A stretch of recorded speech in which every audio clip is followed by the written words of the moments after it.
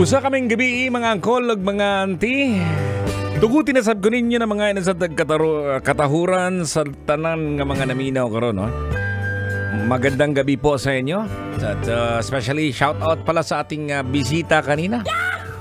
From National University, sila ni Apple, si Ding, si Kat, si Jade. Ayan, mga estudyante po yan, no?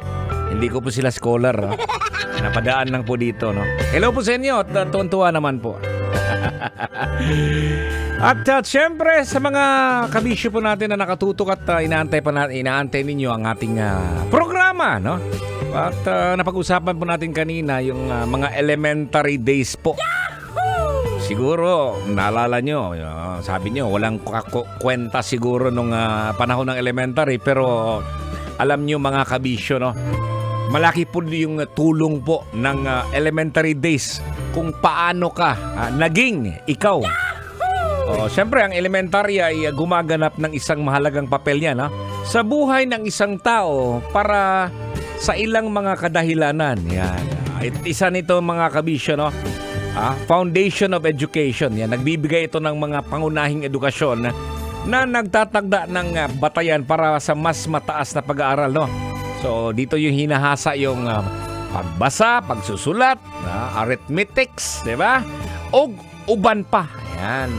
Andyan din yung social development po mga kabisyo, no? Na kung saan ang mga bata po ay natututong makipag-ugnayan sa mga kapantay, no? Sa mga kaklase. Bumuo ng mga pagkakaibigan. Ayan. At maunawaan, siyempre, ang dynamics po sa pag-aaral. Yan.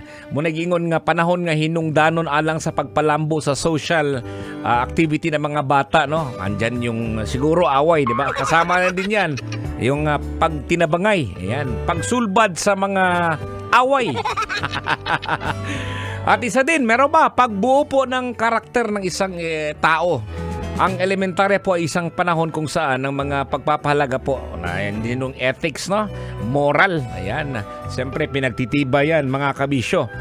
Ang mga magtutudlo po ug mga ginikanan magtinabangay sa pagsilsil sa importante nga hiyas sama sa pagtahon. Yan. Kasama po yan yung mga magulang, ha?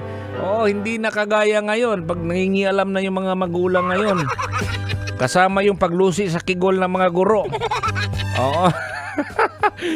Andyan din yung siyempre para pagbuo po ng kumpiyansa at kasarinlan, no? Ang elementarya po ay nagpapalaki ng tiwala at kalayaan. So napaka-importante po to mga kabisyo, no? Although sabihin po natin na may mga pagkakataon po siguro na tayo po umiiwas. Ayan, kaya nga na-post ko kanina po, no, na kadalasang dahilan po kung bakit late pong pumapasok yung estudyante sa school, no, nung elementarya. May mga kadahilan po yan mga kabisyo. Ayan, umiiwas yan. May mga umiiwas kasi sabi nga nila, pag maaga ka rin, pag nakikita ka ng guro, ikaw yung maglilinis po ng kwarto. Pero usually yan mga kabisyon na yung mga sa ano na yan, pag-uwian na po yan. May mga tinatawag natin na Monday cleaners, Tuesday cleaners, ganon yun mga kabisyo. Ayan. Pero siguro nung nasa elementary ka pa, siguro masasabi mo na wala ka siguro. Wala akong kailangang intindihin dito. Pero hindi mo alam na doon ka natututo, no? Na magiging responsableng bata. Siguro palaaway ka siguro, pero siyempre sa imong pagkapalaaway, ikaw yung siguro nanggugulo dyan kasi napansin ko rin naman may mga bata kasi talagang pasaway. Usually dyan sa mga bata na hindi na wala yung mga magulang siguro. Hindi nila alam kung ano yung tama at saka mali, di ba? Kaya pagdating sa school ay lucy, yan ang kigol na yun sa mga guro. May mga gano'n. May mga sinasabi natin ng mga terror, no? Terror ng mga estudyante, no? Mga paborito yung mga subjects. Pag tinatanong ka rin, anong paborito mong subject? Paborito ko, recess. Subject ba, recess? Hindi naman siguro, no? Ayan, isa sa mga paborito kong subject po ay ang mathematics. Maganda kasi ang mathematics mga kabisyo kasi madali lang eh. Memorize ka lang ng formula. Tapos gano'n na kaagad-agad, no? Mas maganda yan kesa sa iba. Napakadali ang mathematics po mga kabisyo. Maraming ayaw niya, no? Lalong-lalo na pag tumataas na, pag nasa high school na, sa college na, pag nandyan na yung calculus. Oo, mga muti na. Ay nako. Pero alam mo mga kabisyo, no, kahit sabihin natin, no, na napagdaanan mo yung elementary niya, na yan, at ikaw ay nag-aral doon sa probinsya. Kasi pag sa probinsya po, buong araw po yan, di ba? Dito sa Metro Manila, kalahating araw lang yung klase, no? Ewan ko na kung...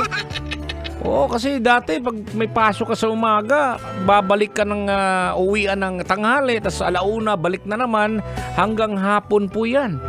Buong araw may pasok. Pero dito sa isang malaking syudad, kalahating araw lang eh.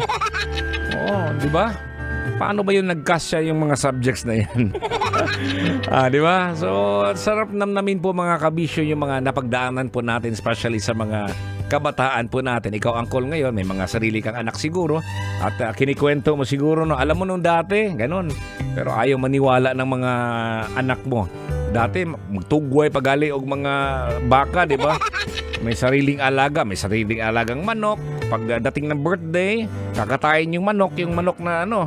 Tapos hindi ka kakain kasi nga alaga mo eh. Ay nako. Anyways, marami po salamat sa lahat po ng nag-aabang dito sa programa natin, ang Totoy na Love. Ngayon po ay pitsa 4 na po ng buwan ng Disyembre. We only have 21 days bago magpasko. At siyempre, kahit pa paano po may matatanggap po tayong regalo po. Kahit kanino pa yan. Or ikaw bang mamigay po, no?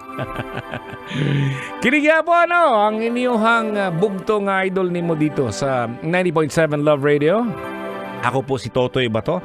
Marami pong salamat sa pagtangkilik po sa programa nating Totoy na Love. 9 p.m. till 12 midnight. Only right here on 90.7 Love Radio. Ngayong gabi, ingat po tayo mga kabisyo. Sasakyan si Ka